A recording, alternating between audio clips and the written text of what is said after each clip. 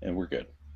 I'd like to welcome you to the 71st Scripture Roundtable of the Interpreter Foundation, this one dedicated to Lesson 21 and the 2014 Gospel Doctrine Manual, focused largely on the first chapters of 1 Samuel. My name is Daniel Peterson, and with me in this discussion are Ben McGuire and Martin Tanner. And I think we're just going to start off by asking Ben to make a few general comments about the structure of these first few chapters of Samuel and how the thing holds together. The lesson in the manual fragments things a little bit, that where really it would be better to have read all the chapters right on through. But we only do what we can do in Gospel Doctrine class. We're realistic, but we'll try to provide you some background here. Ben, you want to offer some thoughts on that? Yeah, so the manual has us go through chapters 2 and 3 of 1 Samuel, but they're really part of the whole sequence that starts in chapter 1 and actually goes through the beginning of chapter 7. And it's kind of important to understand how Samuel, the book of Samuel, sequence these events, because it really gives us some insight as to why we're talking about the things we talk about in chapter 2 and chapter 3.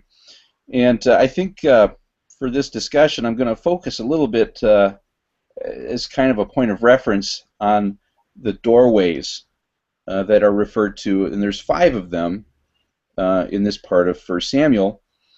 So the first one occurs in 1 Samuel chapter 1, verse 9, and here we have Hannah. And it says, "So Hannah rose up after they had eaten in Shiloh, and after they had drunk. Now Eli the priest sat upon a seat by a post of the temple of the Lord." And when it talks about by a post of the temple of the Lord, it's indicating that Samuel is sitting near the entryway into the inner part of the temple. So he's all the way in the temple, and he's looking out at the entrance to the temple, which is where Hannah would have been.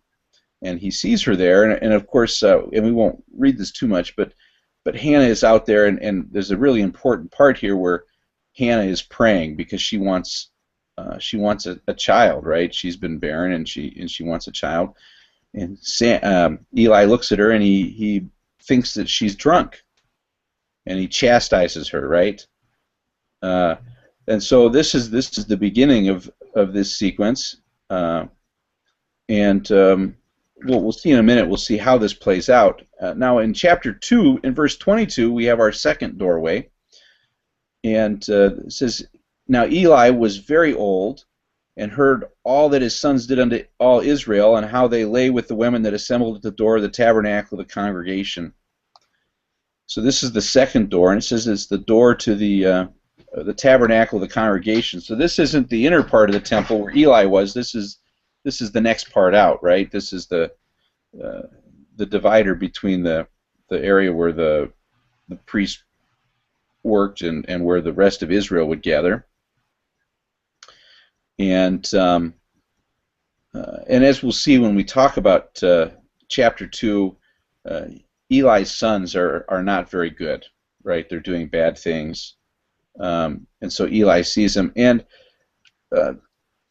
this second door, these are interesting to us, and I'm actually going to read a couple of additional verses here. The first one is from chapter 1, verse 16, and this is what Eli is saying to Hannah. He says, "Count not thine handmaid." Oops, this is what Hannah responds, how Hannah responds to Eli after he's criticized her. She says, "Count not thine handmaid for a daughter of Belial, for out of the abundance of my complaint and grief have I spoken hitherto." And you'll see from the footnote that where it says Belial, it also means worthless. Right? She says, "Don't think that I'm worthless because of what I'm doing here." But then in chapter 2, verse 12, we have this same language being used of the sons of Eli. It says, "Now the sons of Eli were sons of Belial. They knew not the Lord." So they're both called worthless, right? But Hannah's actually the model of righteousness. She's the one that we're going to see is kind of, and it's her son, right? The son that she's going to have because of her faithfulness here, who's going to become the hero of this part of Samuel. So now we have the third door, and this is in 1 Samuel chapter 3, verses 15 and 16. And I know we'll talk about this later. This is after Samuel has heard the voice of the Lord calling him. And the Lord talks to him and gives him this prophecy. And it says, "And Samuel lay until the morning and opened the doors of the house of the Lord. And Samuel feared to show Eli the vision." Eli has to convince Samuel to tell him what the Lord said to him. These are the outer doors of the temple here. And one of the things we see is that we're moving out, right? We start at the inner part of the temple, and we've moved out of the temple. So when we get to chapter 4, which is where the next one is, we're going to be completely outside the temple. But before we do, there's this interesting thing too. In chapter 1, verse 18, Hannah says, she says, "Let thine handmaid find grace in thy sight." This is part of her prayer, right? We might translate this, "Let your servant find favor in your eyes." And it's important for me to provide that a little bit, because in chapter 3, verse 18, after Samuel is told by Eli tells Samuel, "Tell me about what the Lord said," and says, Samuel told him every whit and hid nothing from him, and he said, "It is the Lord, let him do what seemeth him good." But the Hebrew there really, it says, "Let him do what seems good in his eyes," right? It's that same phrase that we have with regard to Hannah, and so it's taking us back to that first chapter. And then in chapter 4, verse 18, this is our fourth door. "It came to pass when he had made mention of the ark of God." Now, what's happened now is the ark has been taken. And Eli has come out and is standing at the gate of the city. He says that he fell off from the seat backward by the side of the gate, and his neck brake, and he died. For he was an old man and heavy, and he had judged Israel 40 years. The news that they've come and stolen the ark shocks Eli, and he falls over dead, essentially, at the gate of the city. And then in chapter 5, verse 4, we're now completely out of Israel, and they've taken the Ark of the Covenant to Ashdod and put it in Dagon's house there. That's their pagan god.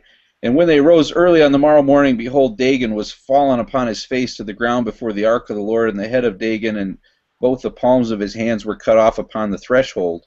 Only the stump of Dagon was left to him. This is the fifth door, and it's completely outside of Israel. And then as we move through the rest of this part of 1 Samuel, right, we go through a series of the 5 Philistine lords that are mentioned. Each of them has to make restitution for one of the Philistine cities as part of bringing it back. So we have this number 5 that gets repeated now. But when we have this whole story, it's following a kind of this specific pattern. And I know in section 2 of the lesson, when we get there, it has this header. It says, Eli honors his sons above the Lord. And it isn't there that we start with the problems that Eli is facing. It's all the way back in chapter 1, right, where Eli can't tell the difference between a drunk woman and a woman who's praying. It then moves on to where he really doesn't recognize or isn't able to control the wickedness that his sons are doing. And progressively, he's displaying shortcomings that end up in this prophecy. It's not Eli that receives the oracle, right, the prophecy of the Lord. It's Samuel, who has already at this point replaced him. And so it moves this forward. And in many ways, we have this idea right from the very beginning that there's going to be a righteous person, right? And that righteous person is Hannah's child that she has come and prayed for. And the Lord has responded to her, and then the Lord responds to Samuel, and the Lord never responds, of course, to Eli or to Eli's sons. Right. Good. I think that really helps to put some sense of structure on this. So I appreciate that. Well, I think right now maybe we can just turn to chapter 2, to the section that the people are supposed to read for the Gospel Doctrine class, and talk about that now that we have an overall structural idea. Martin, do you want to add anything before we move that way? Only one comment, and that is that mention's been made several times of the temple, and of course this isn't the physical temple, which is later built under the direction of David. We read about that in the 5th chapter of Kings. This is, of course, the portable temple, the Ark of the Covenant, and the portable structure and courtyards. Yeah. And just to go along with it, this is in Shiloh, right, which is up in what eventually becomes the Northern Kingdoms. Yeah. This offers the ground for later political division. Yeah, because Israel doesn't own Jerusalem yet. That's going to come under David. David will take Jerusalem, which is a Jebusite city still at this point.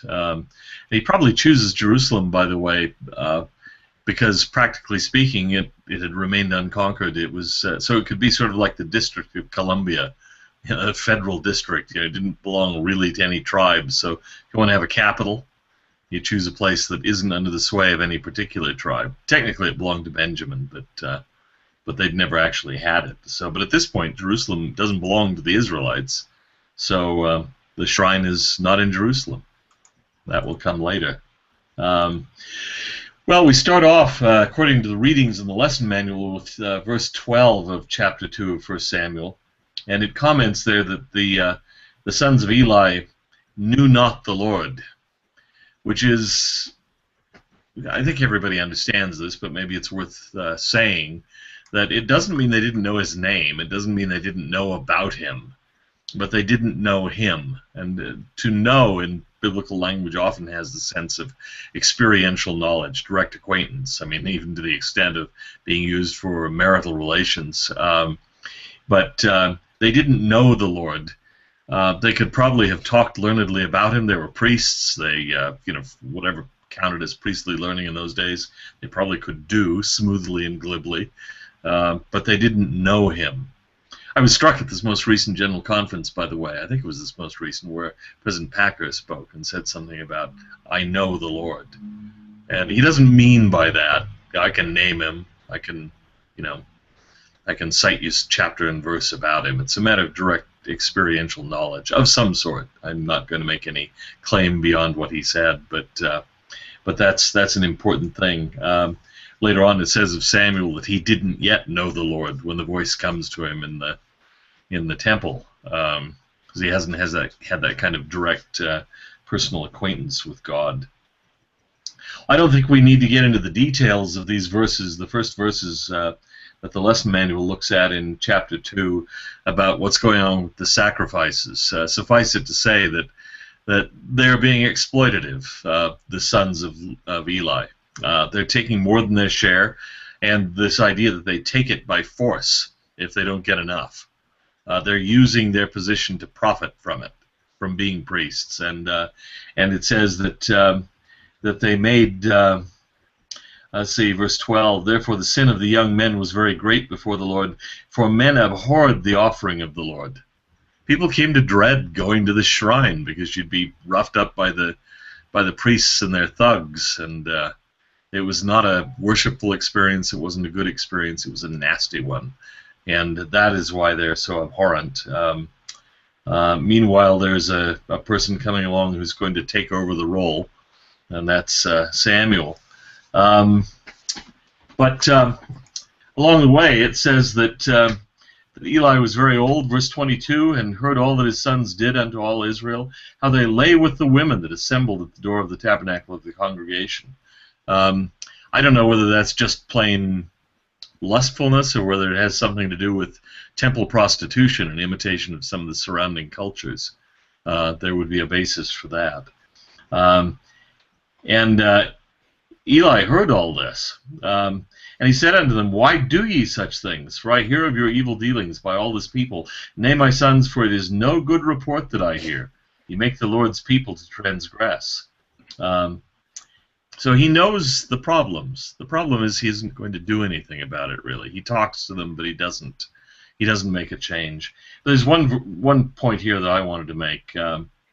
He says to them, look, if one man sin against another, the judge shall judge him. But if a man sin against the Lord, who shall entreat for him? Notwithstanding, they hearkened not unto the voice of their father, because the Lord would slay them. Not that it was predestined, but that by this point they'd sinned enough, he'd already decided what he was going to do. But there's a translation question there in verse 25. If one man sin against another, the judge shall judge him. The word is Elohim. There's been an argument that can sometimes refer to human judges. I'm not sure that that's ever true. You could translate this as if a man sins against another man, God will stand in as the third party to judge. But then if you sin against God, he's both the aggrieved party and the judge. It's a very different situation. I think part of that reflects the idea that there's always a mediator. Yeah. And we maintain it a little bit today, right? To the extent that's what allows us to forgive others, is the knowledge that if somebody truly wrongs us and we forgive them, then God is the one who deals with it appropriately. And I think that's the point there. But if you wrong God, right, there is no mediator. You're just stuck with it. Yeah. Well, so Eli knows what's going on. He doesn't intervene. He doesn't make a change. And he gets warnings. And Martin, Ben, both, if you want to chime in at any point. Verse 27, there came a man of God unto Eli and said unto him, and he sort of rehearses the history of their family, how they were chosen to be priests, going all the way back to Aaron. And this man of God, this is one of quite a number of unnamed prophets who show up in the Hebrew Bible in the Old Testament. They're prophets. We don't know their names. They don't necessarily write Scripture, but they're sent on a mission to deliver a specific message. And so he's saying, look, you honor your sons above me, verse 29. And then it says, verse 30, them that honor me I will honor. This is the Lord speaking through the voice of this prophet. And they that despise me shall be lightly esteemed. And what he's saying is, look, you and your family are going to be cut off. He goes on in some detail. You're going to be cut off. Nobody's going to live to a mature age in your family. And he gives them a sign. He gives a sign to Eli. This shall be a sign unto thee that shall come upon thy two sons, on Hophni and Phinehas. On one day they shall die, both of them. Now, because a lot of this prophecy is going to take a while to be fulfilled, so there's got to be some sort of sign early on this is going to happen. Now, the odds, obviously, the two sons dying on one day are fairly low. But if that happens, then you have reason to believe, the rest of the prophecy is going to be fulfilled as well.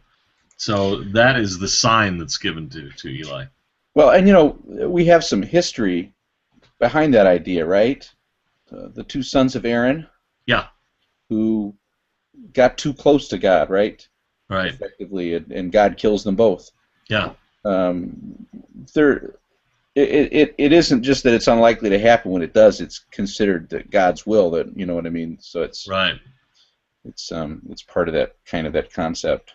Yeah, it indicates a divine intervention. This is not pure random chance, or not likely to be, and there is that precedent. And anyone who knows the story of the family, specifically a priestly family, is going to be thinking of those two sons, that they've offended God and God took them. It wasn't just whoops. They both came down with bad colds and happened to die the same day. Then he says, again, speaking in the voice of the Lord, I will raise me up a faithful priest, that shall do according to that which is in mine heart and in my mind. The question is, who is the faithful priest who will replace Eli and his family? Ben, you have an opinion on that? Well, the manual kind of leads us to believe that maybe this is Samuel, right, who's going to replace them. One of the problems that we have with that is that in 1 Kings chapter 2, verse 27, and let me jump to that, we have a reference to this prophecy beginning to be fulfilled. So this is 1 Kings 2:27. So Solomon thrust out Abiathar. So this is quite some time afterwards, right? Mm-hmm. From being priest unto the Lord, that he might fulfill the word of the Lord which he spake concerning the house of Eli and Shiloh. So at least in Kings, under Solomon, this is the action that they saw as fulfilling this. They really don't know who this priest is, whether it's a single person or a sequence of them. I think that at different places they've appropriated it, right, for different individuals. Yeah. In the book of Samuel, really this seems to be the idea that David represents this priest. And we have a hard time reading this, I think, this verse in 1 Samuel 2:35, and not also thinking about that passage in Deuteronomy 18, right? A prophet will I raise up like unto thee, referring to Moses, that eventually becomes kind of the type for Jesus Christ. Right. As the Book of Mormon refers to Jesus more than once using that passage. So I think that we might see that this, if looking at David, really is also looking at Jesus as being that descendant of David. But just one thing, maybe I guess to illustrate this, if we go back to 1 Samuel 25:28, and this prophecy here says, I will raise me up a faithful priest that shall do according to that which is in my heart and in my mind, and I will build him a sure house. In all of Samuel, only one person is talked about as having a sure house, and that comes in Samuel 25, verse 28, where is speaking to David. We have this. It says, I pray thee, forgive the trespass of thine handmaid, for the Lord will certainly make my Lord a sure house, because my Lord fighteth the battles of the Lord, and evil hath not been found in thee all thy days. That's from Abigail, the wife of Nabal, kind of the Old Testament perfect woman, right? Right. At least that's the way that they later see her as. But there's a connection made there in 1 Samuel 25 that this also points back to that prophecy, and it's relating it to David as that ideal priest. And there's a number of other connections that we really don't have time to get into, but the idea is that David is going to be this representative, and he's the one who's supposed to build the temple. He's the guy that ultimately replaces the judges, which is something we're going to talk about in chapter 8, right? Yeah. So it's not just replacing Eli, it's also replacing the entire leadership structure that Eli represents as a judge in Israel, with David as the king. Yeah. Okay. Martin, anything you'd like to toss in? The only comment I have, I think, is about Eli himself. He seems to be a great example of the idea that all that needs to happen for evil to flourish is for good people to do nothing. Yeah.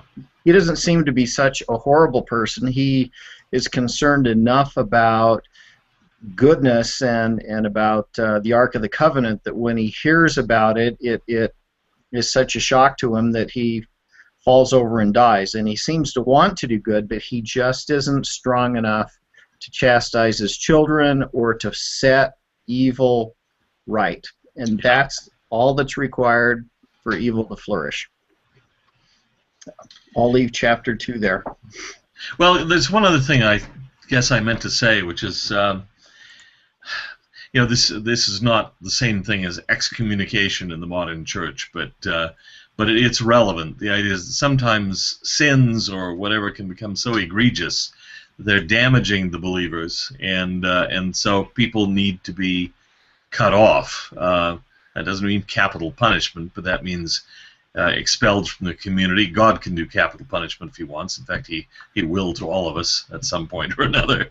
But you know, everybody, people are expelled from the community. They're cut off. They're no longer allowed to serve in these functions where they're bringing discredit upon the temple, in this case, or upon divine service. And so, you know, there are limits, and the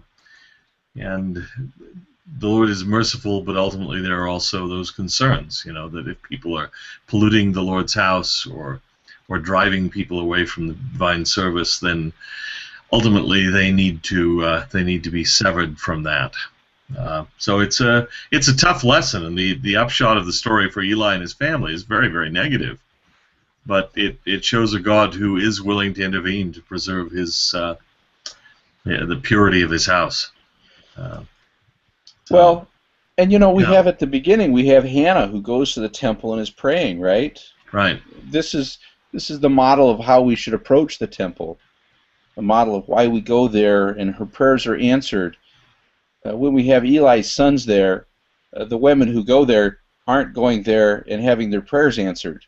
Right. And the people are not able to really go and complain to the Lord and ask for the things that they need, because the sons of Eli have created this barrier, which is what you were talking about. But the story, the narrative here in Samuel really wants us to understand very much these exact points. Yeah. Yeah. Well, let's look at chapter 3 of 1 Samuel, which involves the call of Samuel. The child Samuel ministered unto the Lord before Eli. The word of the Lord was precious in those days. There was no open vision. So revelations have petered out to a certain extent. I mean, we had the man of God who came to Eli just before, but apparently this is not common. And notice that the word of the Lord didn't come to Eli in that case. Some outside messenger had to bring it to him. Or really, you would think that being a judge in Israel and in charge of the Lord's temple, he should have been one to receive it. But he wasn't, and he isn't in this chapter either. A message has to come to him via someone else. In this case, a boy. Now, Josephus says that he wasn't a young child. Josephus, I think, puts him at 12. He may have been older than that. Who knows? But it came to pass at that time, when Eli was laid down in his place, and his eyes began to wax dim, that he could not see.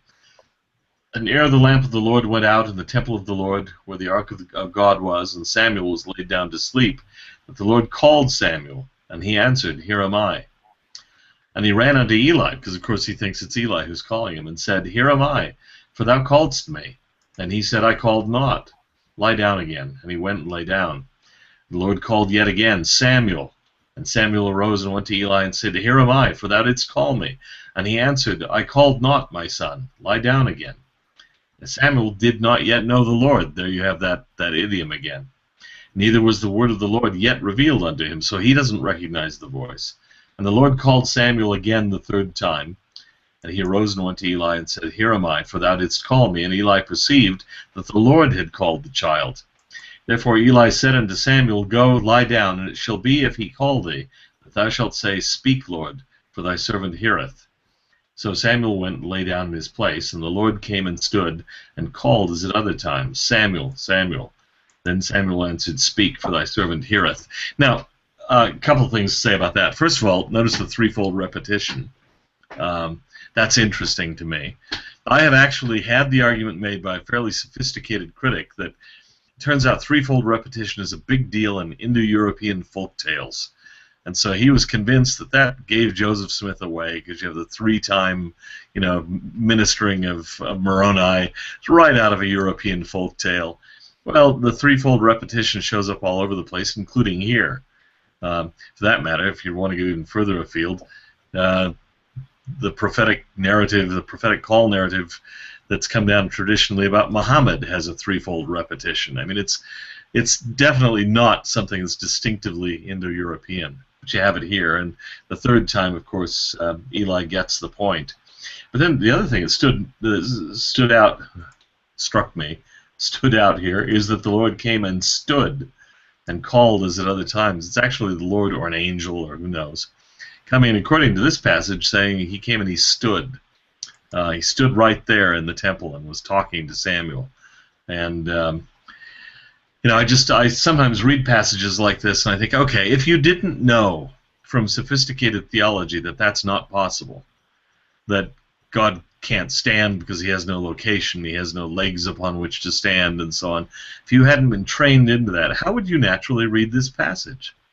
The passage would, I think, naturally say, as it does, that God came and he stood there by Samuel and called to him. Just the way a person would go into a room and call softly to someone who's asleep. That's the image there. Any comments about this? Let's see, one of you said something, or Martin, I think you had something to say about not recognizing the voice of God. I did. I've heard in Gospel Doctrine class, how could he not know that this was God calling him? And I've also heard this from critics as well, and I wanted to offer a personal anecdotal story here. About 20 years ago, I was interviewing a man in connection with an industrial accident in Southern California. And there was this tank that had a great big thick rubber lining because what it stored was hot hydrochloric acid. Mm-hmm.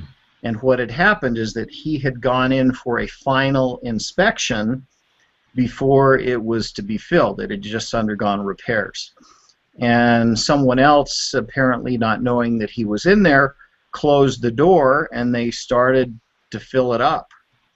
Uh-huh. And he couldn't see, he couldn't hear, hydrochloric, this is ugly stuff. And he had no real protection. And he said that as he had prepared to die because he knew he wasn't going to get out, it was completely dark, and he was surrounded by the horrible mist of this hydrochloric acid, he heard a distinct voice tell him, "Come this way." And so he did, and he started to wade through this stuff and lost his way, and then was told, "Come this way." And he got to the door and was able to pound on the door, and then he was let out. And he just thought it was somebody who was yelling at him to come this way, and he inquired of everybody and was always, "Are you kidding? Nobody else was in there. I wasn't in there. I didn't say anything." And he finally came to the conclusion that this was the voice of God literally telling him exactly where to go so that he would be saved from this dire calamity. And it struck me as I read through this several years ago for the first time after having that event described to me, that here was a guy just like Samuel. He didn't know that this was the voice of God, but he figured it out pretty quickly. But it was a distinct, real, actual voice that sounded like a man. It sounded like a person to both of them. It's a remarkable story. Yeah, so, and I would assume the Lord doesn't always try to bowl us over with, or bowl people over that he's speaking to, sort of industrial light and magic special effects. It can be a fairly quiet voice that wouldn't necessarily blow you away. Well, the Lord said to Samuel, "Behold, I will do a thing to Israel, at which both the ears of everyone that heareth it shall tingle." And says, because Eli's sons made themselves vile, and he restrained them not. Samuel then, Eli wants to know what was said. Come on, you got a message. Well, Samuel's a loyal kid. However old he is, he's deferential to the leader of the temple shrine there, and so on. And Eli says, "Come on, you got to tell me what happened." He doesn't want to tell him because it's not very good news, not for Eli. But Eli finally basically coerces him into it, and he tells him, and it's the same message essentially. that Eli had been given by the man of God in the previous chapter. You know, your number is up. You haven't done what you were supposed to do. You haven't enforced the rules. You haven't restrained your sons, and so you're all going to pay the price. And your tenure as leader of the shrine is over. I'm going to do you in. So then it says that Samuel grew, and the Lord was with him, and did let none of his words fall to the ground, which means, I suppose, that when he spoke, they were fulfilled. And all Israel, from Dan even to Beersheba, knew that Samuel was established to be a prophet of the Lord. And the Lord appeared again in Shiloh, for the Lord revealed himself to Samuel in Shiloh by the word of the Lord. In other words, typically not by vision, but by word. Now, when it says that everyone knew from Dan to Beersheba, you can figure out what that means very quickly by looking at a map. Dan is the extreme northern end of the traditional land of Israel. Beersheba is down on the edges of the Negev desert, represents the southern extremity. So what it's basically saying is just everybody from north to south knew, okay, there is a prophet in Israel. Something that we haven't had for a while. This is the real thing. The Lord speaks to him, and what he says comes to pass. So, any other comments about chapter 3? Just one. I've always been at least a little fascinated by Eli's kind of calm acceptance. Yeah. It doesn't change his mind. It doesn't change his actions. He says essentially, if God wants to do it, God is going to do it, and who am I to stand in his way or to but it doesn't change his behavior. And I think that I'd like to think that if I received this warning after warning, right, that I would change my behavior. Yeah, I could imagine at that stage saying, okay, it may well be too late, but I'm going to make a desperate effort to prove to the Lord that I'm really okay. I'll throw my sons out of the priesthood. I'll put an end to what they're doing, and maybe the Lord will forgive me. But he doesn't. He just seems to let it go. And he says, it is the Lord. Let him do what seemeth him good. Just fatalistic, which is kind of his attitude toward his sons too. You know, that's the way they are. You know, let them do as seemeth them good, and so he doesn't intervene. And one of the things that's not really mentioned here is that Eli and his sons enjoy having Samuel there, right? Yeah. This is now the place where you go to talk to the Lord or to receive the word of the Lord, and they're still cleaning up. Yeah. Except for now, there's a lot more people showing up for them. Yeah, they're getting more meat. That's right. I suppose. Taking in more offerings, and so, it's good for the family as long as you can keep this going. You're doing well. The family business is prospering. We've got a young star here who attracts people. Okay, well, let's move on. We've got a few more minutes here to chapter 8, which is itself really significant. There's a lot to be said about it. In chapter 8, you have Samuel, who's become old. And what happens with his sons? Yeah, sort of the same thing. People seem to have a hard time keeping their sons in line. It's described in very similar language to what Eli and his sons are described, right? Yeah. We're meant to draw this parallel. Yeah. So the sons turned aside after lucre, it says in the King James Version, took bribes and perverted judgment.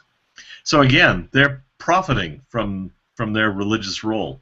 This is priestcraft, the way the Book of Mormon would describe it. It's turning the thing into a business, and the Lord's not fond of that, evidently. I mean, you think of the meek and gentle Lamb of God in the New Testament. When does he braid a whip, wade in, and drive people out? It's when they've turned the temple into a place of business, to mingle greed with religious service is something that he will not tolerate. So all the elders of Israel gathered themselves together and came to Samuel unto Ramah, and said unto him, Behold, thou art old, and thy sons walk not in thy ways. Now make us a king to judge us like all the nations. That's a different solution than had happened with Samuel. And at first they make the point that they want to change just because Samuel's sons are such lowlifes. But it turns out there's more to it than that. They want a king for quite other reasons. Ben, we were talking about that before. Well, you know, it says that they wanted a king like the other nations, and I think that in the long run, there's this distinct difference between a judge and a king. A judge does much of the same thing that we would see a king do. He goes and he gathers an army together to face down an enemy when they show up, and he passes judgment, and he makes rulings, and to some extent creates a legal structure. But it's only so far as the other tribes recognize his authority, right? Usually, when he goes to put together an army, he'll only get the tribes that are immediately at risk or affected. They'll put together some men. So 4 tribes will put together and defeat whoever needs to be defeated. But there's no standing army. There's no real military. And these judges are very charismatic individuals, right? There are periods where we have judges that are effective, and then we have periods when there isn't one. Particularly, when we have these sons who are expected to follow a judge, but really are not charismatic and don't do what they're supposed to. Mm-hmm.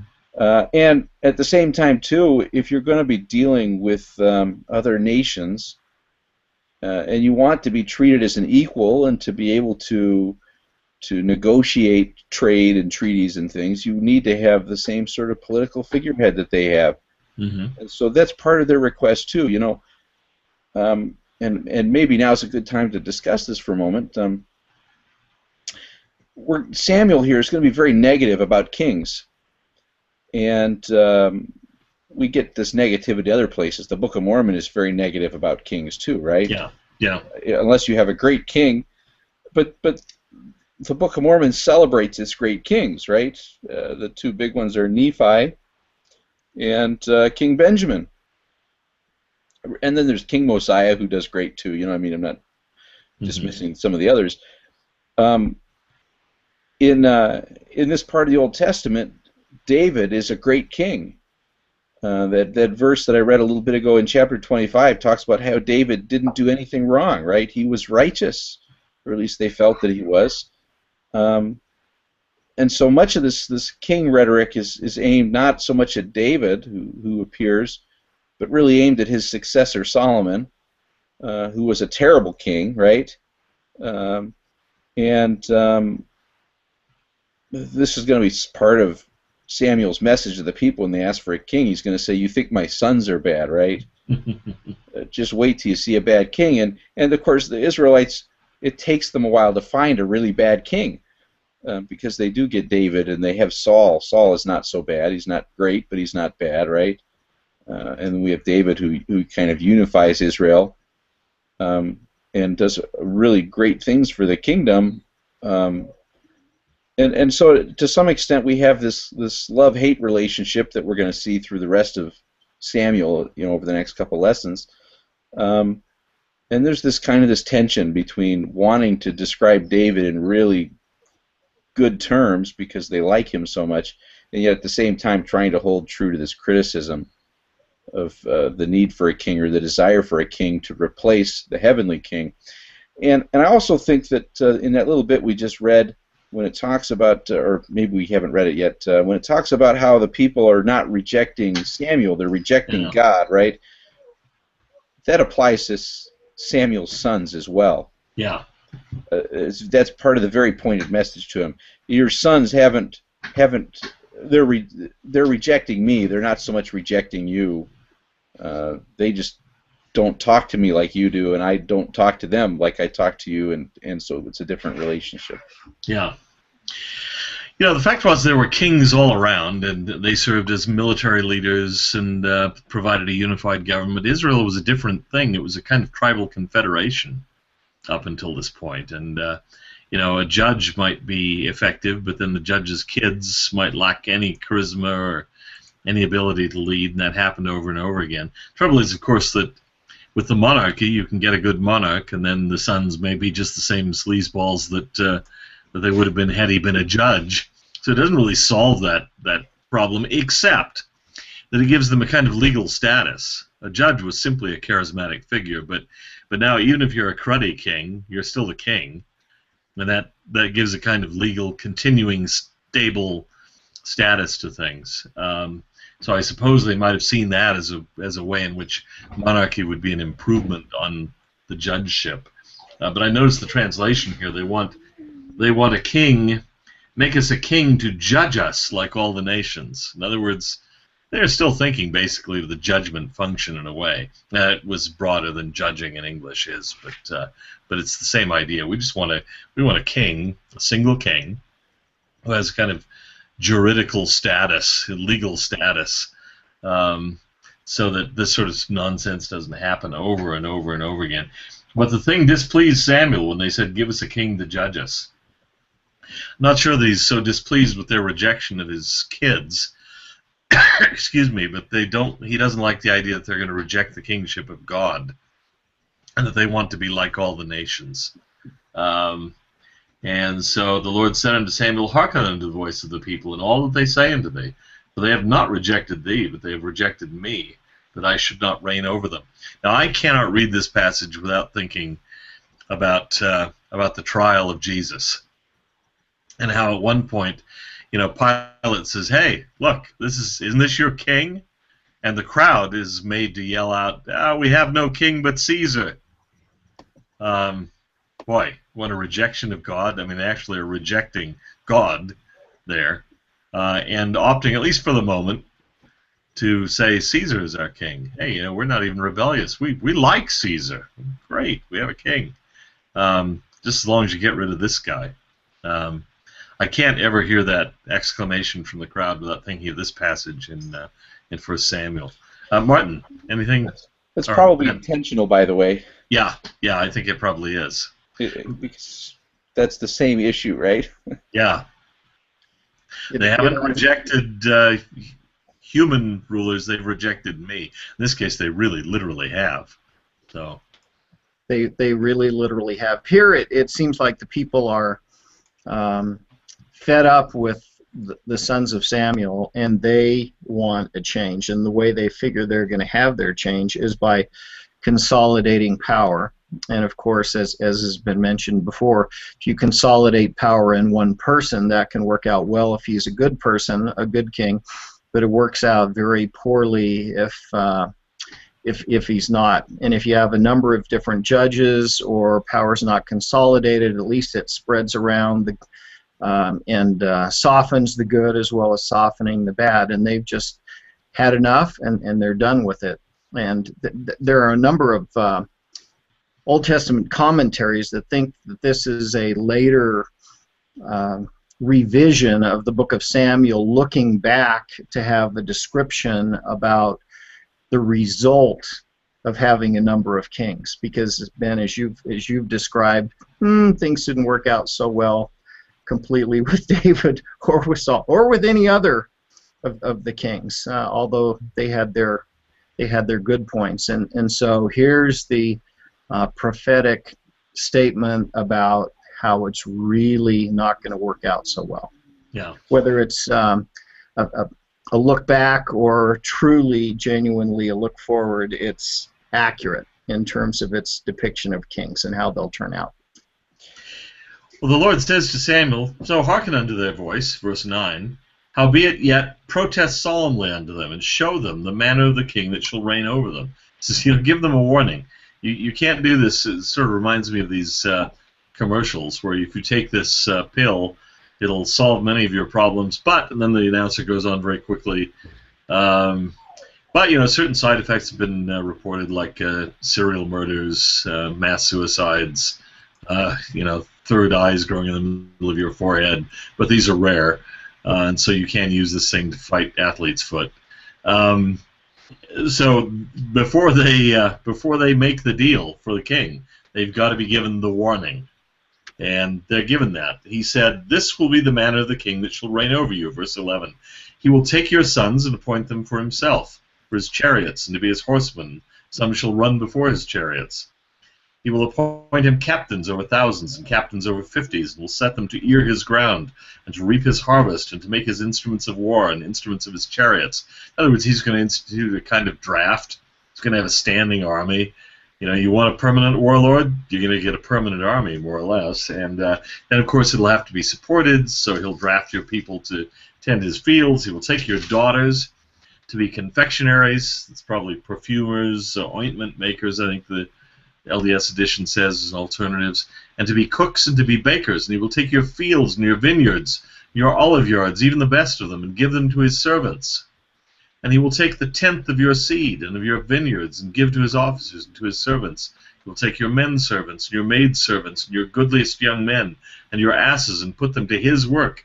He will take the tenth of your sheep, and ye shall be his servants. And ye shall cry out in that day because of your king, which ye shall have chosen you. And the Lord will not hear you in that day.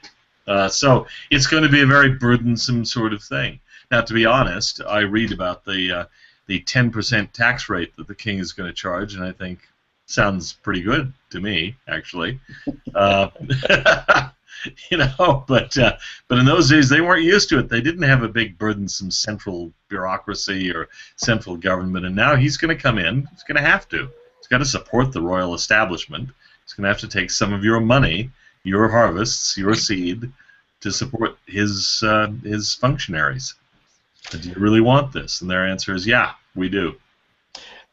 I think there's a couple of interesting things, too, here. One of them is that it refers to the people choosing a king, right? And so their first great king is David, and the people don't choose David, right? Right. The Lord chooses David. Much like the Lord chooses Samuel, right? Yeah.